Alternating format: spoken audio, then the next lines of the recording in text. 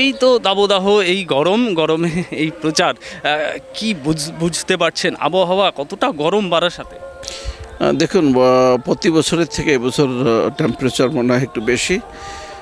তারপরেও প্রচারে বেরিয়ে স্বতঃস্ফূর্তভাবে মানুষ যেভাবে বিজেপির দিকে এগিয়ে আসছে, সেই মানুষের স্বতঃস্ফূর্ত দেখে আমাদের গরম মনে হচ্ছে না। সবাই চাইছে গরম যতই পড়ে আরও 10 ডিগ্রি বাড়লেও চলবে, কিন্তু এই চোরেদের বিদায় চাই। একদমই তাই। আপনার একদম প্রতিদ্বন্দ্বী তৃণমূল কংগ্রেসের প্রায় সিপিএমের রিসেন্টলি প্রার্থী বদল হয়ে গিয়েছে, একজন দাঁড়িয়েছিলেন আবার বদল হয়েছে, ডক্টর কাকুলি ঘোষ দস্তিদারের কথা বলছি। লড়াইটা কি একটু টাফ ফাইট বলে মনে হচ্ছে? টাপ কাকলি দেবীর জন্য হতে পারে, টাপ অন্য কারোর জন্য হতে পারে, বিজেপির জন্য নয়। বিজেপি এবার জিতছে, না, দীর্ঘদিনের সাংসদ, তার জন্য তো বেশি সুবিধা। 5 বছরের হলে কম চুরি, কম কাটমানি হতো। 15 বছর মানে অনেক বেশি সময় পেয়েছে, অনেক বেশি দিন ধরে চুরি করেছে, কাটমানি খেয়েছে। টিএমসি মানেই তো চোর, কাটমানিখোর, চাকরি চোর, বালি চোর, গরু চোর, পাথর চোর, কয়লা চোর, সব চোরের গোষ্ঠী। আর এই 15 বছর ধরে লুট করেছে, চুরি করেছে। মানুষ অতিষ্ঠ হয়ে গেছে, মানুষ তাই বিজেপিকে চাইছে। একেবারে সভামঞ্চ থেকে প্রত্যেক জায়গায় মমতা ব্যানার্জি যেরকম আমরা দেখি, স্টেজের এক প্রান্ত থেকে আরেক প্রান্ত উনি যান এবং বলতে থাকেন বিভিন্ন প্রকল্পের কথা, তার মধ্যে কন্যাশ্রী, যুবশ্রী, এসব। এই প্রকল্পের কাউন্টারটা বিজেপি কিভাবে করবে? সব প্রকল্প সেন্ট্রাল গভর্নমেন্টের প্রকল্প নাম চেঞ্জ করে করেছে মিথ্যাবাদী মমতা ব্যানার্জি, ষড়যন্ত্রকারী মমতা ব্যানার্জি। এবং মমতা ব্যানার্জির থেকে বড় যদি কোনোদিন নোবেল পুরস্কার দেওয়া হয় মিথ্যা প্রতিশ্রুতি দেওয়ার জন্য, মিথ্যা কথা বলার জন্য, এই ভারতবর্ষ না পৃথিবীর মধ্যে প্রথম নাম্বার ওনার নাম্বারটা আসবে। একদমই তাই। আমি শুধু একটু জেনে নেব, আপনি দীর্ঘদিন ধরে বারাসাত এই জেলা, এই লোকসভার বিভিন্ন দায়িত্বে। আমি বলছি যে একটা অন্য কথা, আমি বলছি যে ঠিক কি কাজ, কেন আমি আগেই পয়েন্টটাই বললাম যে দীর্ঘদিনের সাংসদ, এই লোকসভায় ঠিক উনি কি কাজ করে উঠতে পেরেছে, নাকি আরও অনেকটা কতটা কাজ বাকি রয়ে? দেখুন, আমার কাছে জানা তথ্য মতে এবছরে 5,53,00,000 টাকা এখন পর্যন্ত খরচ করতে পারেনি ওনার সংসদ তহবিল থেকে। তাতে বারাসাতবাসীর উন্নয়নের কাজ রুখে দাঁড়ালো।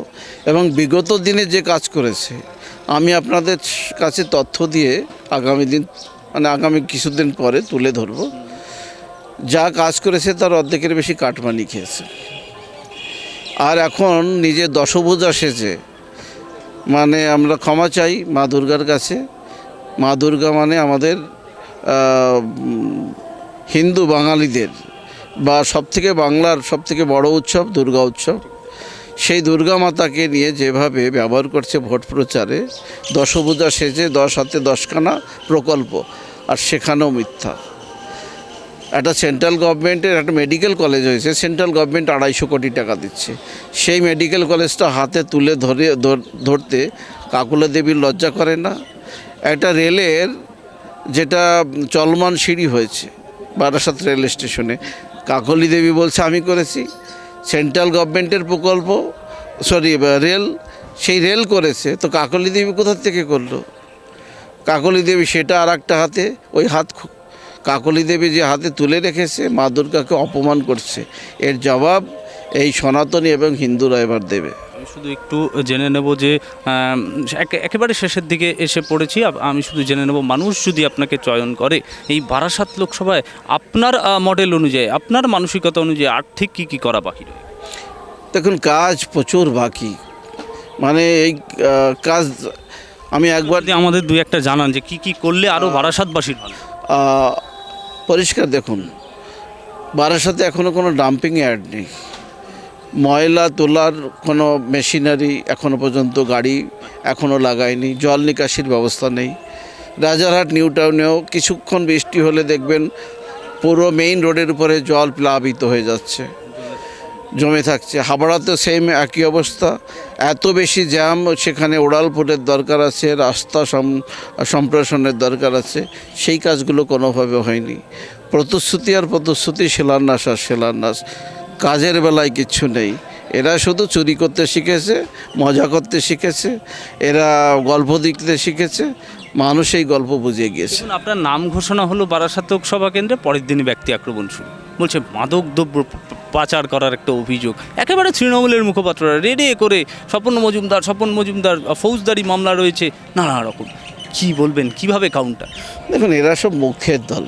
স্বপন মজুমদার বহাল তৈবিয়াতে ঘুরে বেড়াচ্ছে। রাজ্য সরকারের এত বড় পুলিশ মন্ত্রী মমতা ব্যানার্জি, তো স্বপন মজুমদার যদি দোষী হয়, তাহলে স্বপন মজুমদার কেন বাইরে ঘুরে বেড়াচ্ছে? তাহলে স্বপন মজুমদারকে অ্যারেস্ট করতে হতো। সম্পূর্ণ ভিত্তিহীন। স্বপন মজুমদারকে ভয় পেয়েছে কাকলি দেবী, এবং শুধু কাকলি দেবী না, টিএমসির পুরো গোষ্ঠী, চোরের গোষ্ঠী ভয় পেয়েছে। এবার বারাসাতে বিজেপির পদ্মফুল ফুটছে, নিশ্চিন্তে থাকেন। সংখ্যালঘু ভোট নিয়ে আপনাদের কোনো সংখ্যালঘু ভাই বোনেরা রেগুলার আমার সঙ্গে যোগ দিচ্ছে, একদম রেগুলার। আজকেও 100 লোক যোগদান করেছে। অতএব কাকলি দেবীর পায়ের নিচে মাটি নেই, তাই ব্যক্তি আক্রমণ করে ভাবছে কোনোভাবে বৈতরণী পার করব, 2 লক্ষ ভোটে হারবে। উনি দেখবেন স্বপন মজুমদার 2 লক্ষ ভোটে হারাবে এই বারাসাতবাসীকে নিয়ে, বারাসাতের জনগণকে নিয়ে। তারা মুখিয়ে আছে বিজেপির দিকে, নরেন্দ্র মোদীর দিক থেকে। অতএব আর যারা যারা এই অপকর্মই 15 বছর ধরে করেছে, চুরি করে খেয়েছে, লুট করে খেয়েছে, ভাবছে আমরা বহাল তৈবেতে ঘুরে বেড়াবো, সবগুলোকে জেলের খানি টানাবো, আর সবগুলোকে এর জবাব দিতে হবে তাদের। এই বারাসাত লোকসভা সিপিএম কোনো ফ্যাক্টর? সিপিএম কোথায়? চায়নার দালাল। কি আছে তাদের এখন? কি করে তারা আবার আসে 34 বছরে দেশটাকে গর্তের মধ্যে ফেলে রেখেছে? 1,86,000 কোটি টাকা ঋণ করে গিয়েছে, সব শিল্প কলকারখানা বন্ধ করেছে।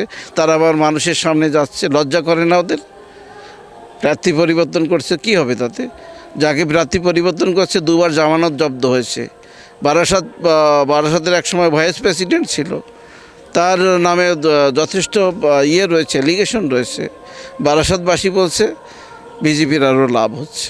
আপনাকে একটা কথা জানিয়ে আমি ছেড়ে দিচ্ছি এক্ষুনি। একদম শেষ প্রশ্ন। কুণাল ঘোষ ভবিষ্যৎবাণী করে ফেলেছে, সদাই মিডিয়ার ব্রিফিংয়ে থাকেন উনি বলছেন 5 থেকে 11টা আসনই মাত্র বিজেপির ঝুলিতে যাচ্ছে, এর বেশি সম্ভব নয়। আর 30 থেকে 35টি আসন নাকি তৃণমূল পাচ্ছে। সর্বপ্রথম